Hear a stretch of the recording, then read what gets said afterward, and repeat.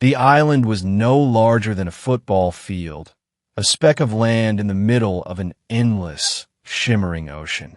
I had been stranded there for 3 days, my boat capsized in a storm, my supplies washed away. The island was barren, save for a few scraggly trees and the occasional seabird that circled overhead. I had given up hope of rescue, resigned to the fact that I would die alone on this forgotten patch of earth.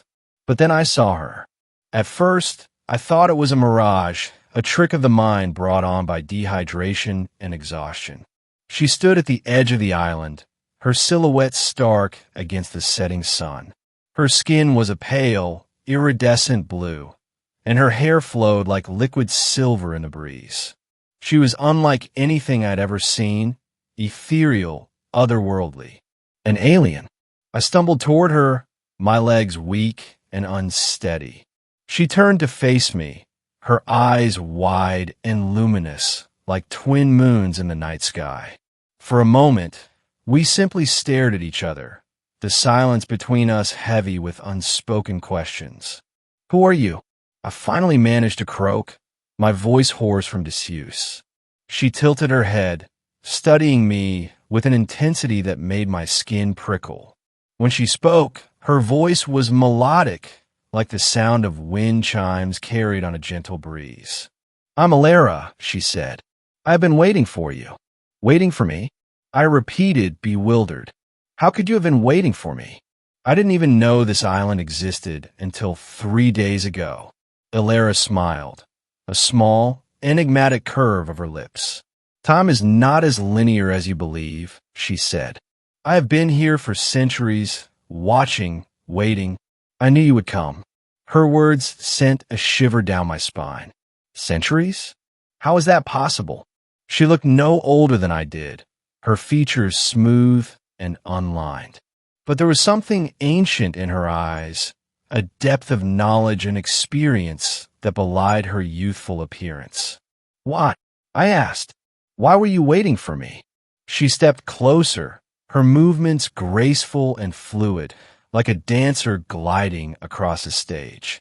"Because you are the key," she said. "The key to my freedom and the key to saving your world." I blinked at her, my mind struggling to process her words. "I don't understand. What do you mean?" Alara reached out, her fingers brushing against my arm. Her touch was cool, almost electric, sending a jolt of energy through my body. "Long ago, my people came to this planet," she began. "We were explorers, seeking new worlds to inhabit. But something went wrong. Our ship was damaged, and we were stranded here. Over time, my crew perished, leaving me alone. I have been trapped here ever since, unable to leave this island." "But why me?" I asked. "What can I do?" "You are the first human to set foot on this island in centuries," she said. "The first to see me, to hear me.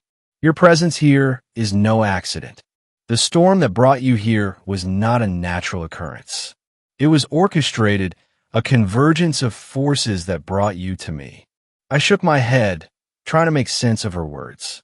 "You're saying someone, or something, wanted me to come here?" "Yes," she said. "The same force that has kept me here, trapped in this place, has also brought you here to free me. But it is not just my freedom that is at stake. There is a greater danger, one that threatens both our worlds." "What danger?" I asked, my heart pounding in my chest.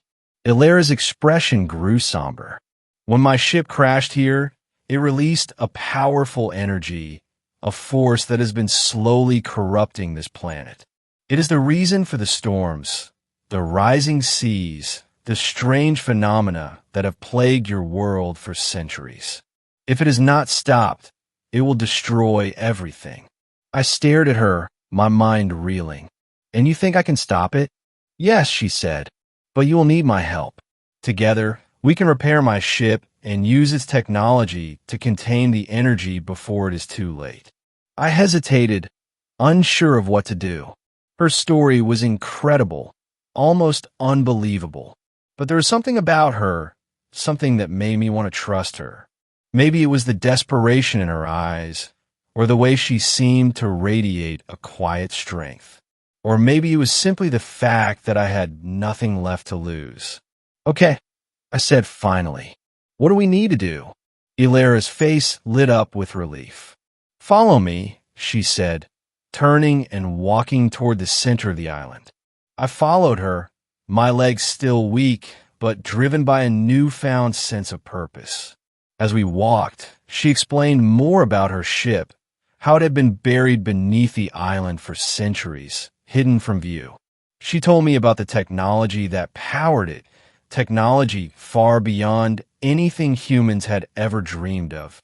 When we reached the center of the island, Ilara knelt down and placed her hand on the ground. The earth beneath her fingers began to glow, a soft, pulsating light that spread outward in a circle. I watched in awe as the ground began to shift and crack, revealing a hidden entrance beneath. This is it, she said, standing and gesturing for me to follow. The ship is below. We descended into the earth, the air growing cooler as we went. The walls of the tunnel were smooth, almost glass-like, and they glowed with the same soft light as the entrance. It was unlike anything I had ever seen, a blend of organic and mechanical elements that seemed almost alive. At the end of the tunnel, we entered a large chamber, the heart of the ship. It was filled with strange, alien machinery, humming with energy. Ilara moved quickly, her fingers flying over the controls as she worked to activate the ship.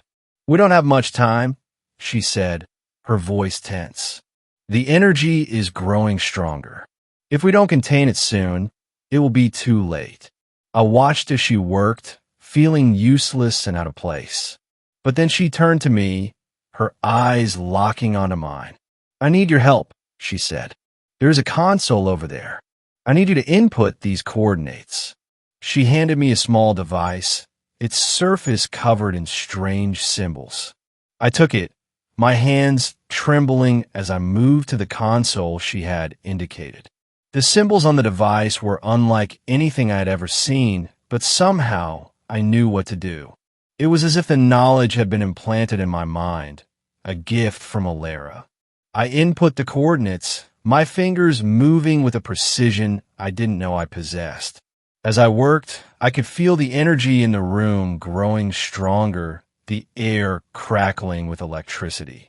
Ilara was working frantically, her movements quick and precise. It's almost ready, she said, her voice strained. Just a little more. The ship began to hum, a deep, resonant sound that vibrated through my entire body. The light in the chamber grew brighter, almost blinding. I shielded my eyes, squinting against the glare. Now, Ilara shouted, press the final symbol. I did as she commanded, my finger pressing down on the last symbol. The ship shuddered, a powerful surge of energy rippling through the chamber. For a moment, everything went silent, the world holding its breath. And then, with a deafening roar, the energy was contained, the ship's systems stabilizing. The light dimmed, the hum of the machinery settling into a steady, soothing rhythm. Ilara let out a breath, her shoulders sagging with relief. It's done, she said, turning to me with a smile. You did it. I stared at her, my mind still reeling from what had just happened. What now? I asked. Now, she said, we go home. She reached out, taking my hand in hers. Her touch was warm, comforting. Thank you, she said softly, for everything.